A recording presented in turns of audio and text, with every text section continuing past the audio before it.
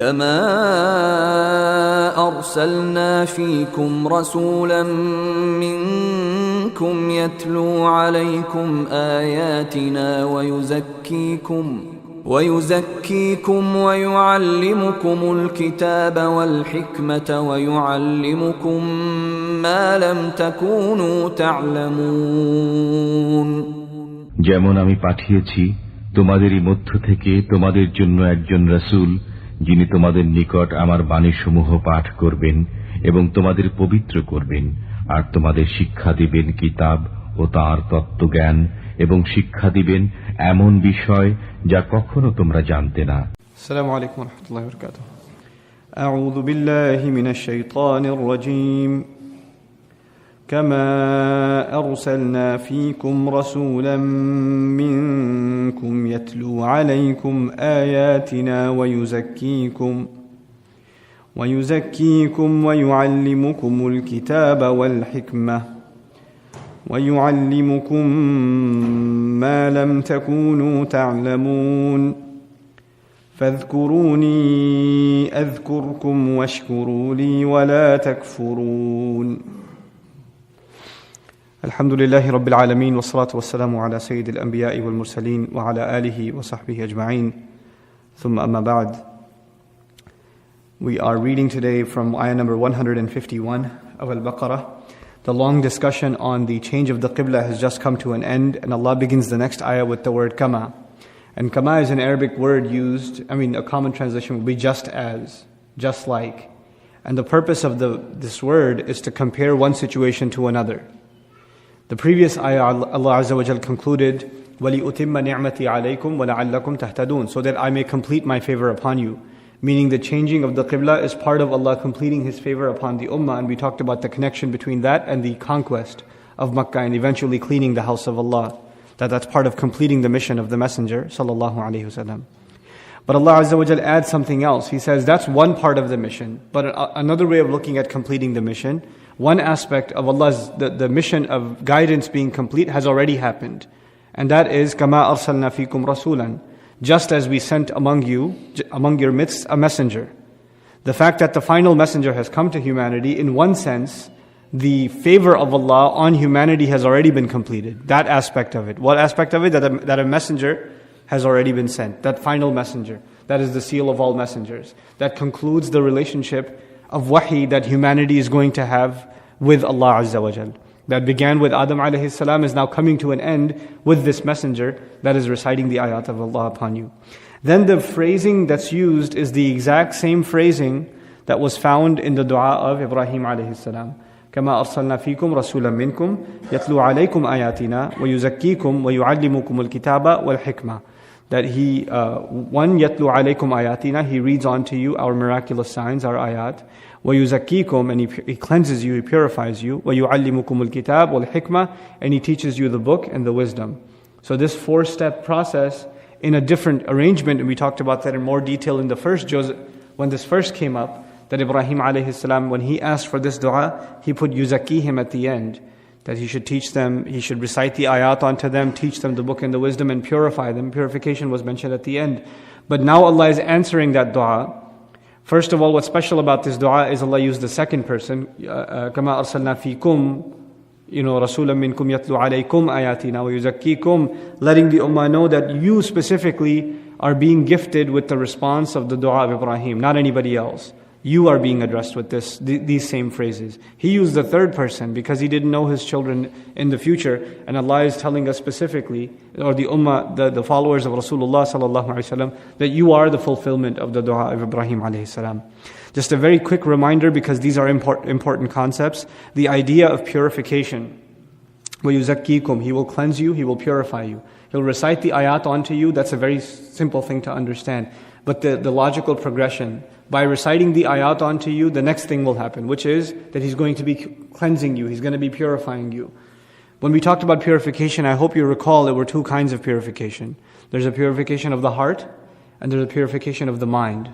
So we have to purify our characters, our mannerisms, our lusts, what we think about all the time, what we love, what we aspire for, how much remembrance of Allah is in our hearts. That's a kind of purification, to cleanse our hearts from things like jealousy and greed and anger and these kinds of things that can take over a person's personality. Part of the function of revelation is to give tranquility to our hearts, so that the hearts are not filled with these things. So Allah Azza wa Jalla says, "Ala bi dhikrillahi tatma'innal qulub," for instance, that hearts become tranquil. You should know by the remembrance of Allah, and the best remembrance of Allah is Quran.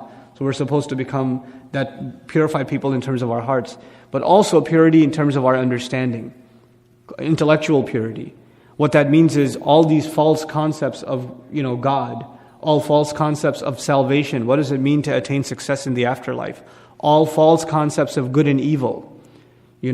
People can have some idea of what the truth is, some idea of what their purpose in life is, and it's mixed in with some impurities, some of their own misinformed opinions.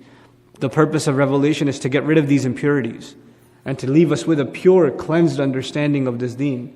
So that's really important, so that our hearts are pure and our minds are pure, our understanding is pure. That's yuzakkikum. And then thereafter, that when that foundation is built, once that foundation is cleansed, then there's the benefit of teaching the book. And the book implies also in Arabic phrasing, the law. Meaning the messenger's next function is to teach the law. Now if a person's understanding is not clear as to why they're Muslim, what makes them Muslim, what their purpose in life is, then when you give them the laws of this deen, then they will not be able to appreciate the value of those laws, and they will not be committed to those laws because they don't understand the foundation upon which these laws have value. So for instance, for our children, a lot of times, our youth, we don't give them the foundation. We don't give them the intellectual foundation or the spiritual foundation on top of which the deen is built. And then we tell them this is haram and this is haram and you can't do this and you have to do that. And they don't know why. They have no idea why. So they're wondering, our parents do these things. Apparently they never told me a reason for it, or they really didn't give me a convincing reason for it, so there must not be a reason. For them there's no foundation. It's very hollow. So it's the moment you turn around and you're not shoving, halal haram down their throat, they're going to do whatever they want to do. That's no surprise. You shouldn't blame your kids for that. That's just, if you don't have the proper roots, how are you going to have a healthy tree? It's just common sense. So the foundation is in the first two ayat, that يَتْلُوا عَلَيْكُمْ آيَاتِنَا وَيُزَكِّيكُمْ. And in it there's also a hint that I alluded to before, that we don't actually have to come up with a curriculum to culture the mentality of our ummah. We don't. Allah already gave us the curriculum. The messenger was given what curriculum to cleanse people? يَتْلُوا عَلَيْكُمْ آيَاتِنَا. He recites onto you our ayat. Quran education. Quran education in and of itself is an intellectual cleanser and a spiritual cleanser. If we're paying attention in salat, we're being spiritually cleansed. And if we're truly understanding what we're hearing and we're reflecting upon what we're hearing in salat, we're being constantly intellectually cleansed also. It's supposed to be this direct relationship with the Quran that is supposed to be the process of purification. And then on top of that, the laws are built and we're reinforced. Our commitment is reinforced every time we come into salat. And then finally, al-hikmah. And we've had several sessions on al-hikmah before. And that would be the climax of an intellectual person. That they learn something valuable, they learn good knowledge, and they're also able to live by that knowledge. Because a lot of times people have a lot of knowledge, but they don't actually live by it in their character. A wise person will have that knowledge and be able to live by it. But to gain that level of maturity, that's the nth degree. That would be wisdom. So that is يُعَلِّمُكُمُ الْكِتَابَ وَالْحِكْمَةِ. Which is why a lot of ulama, including Imam al-Shafi'i rahmahullah, Imam Malik rahmahullah, had the opinion that al-hikmah refers to the sunnah of the Prophet ﷺ. And it's very easy to understand in modern terms. Where Quran is theory, the messenger is practice. So they would see wisdom as the practice of the messenger ﷺ. The Quran implemented, the Quran lived. So that, so it's not like they're referring to Sahih Bukhari or they're referring to a book as the sunnah. They're referring to the practice of the messenger ﷺ as al-hikmah, because it combines these two things. It's his practice based on revelation in its best possible form. وَيُعَلِّمُكُمْ مَا لَمْ تَكُونُوا تَعْلَمُونَ. And he teaches you what you couldn't possibly ever have known. وَيُعَلِّمُكُمْ مَا لَمْ تَكُونُوا تَعْلَمُونَ. This part of Allah's favor is already completed. That this revelation and the wisdom in it, the knowledge in it, the means to cleanse yourselves in it, the means to fulfill the purpose for which Allah created human beings, and to give this message to humanity, you wouldn't have had this knowledge. You wouldn't have had this access. But He teaches you that which you could never have known. وَيُعَلِّمُكُمْ مَا لَمْ تَكُونُوا تَعْلَمُونَ.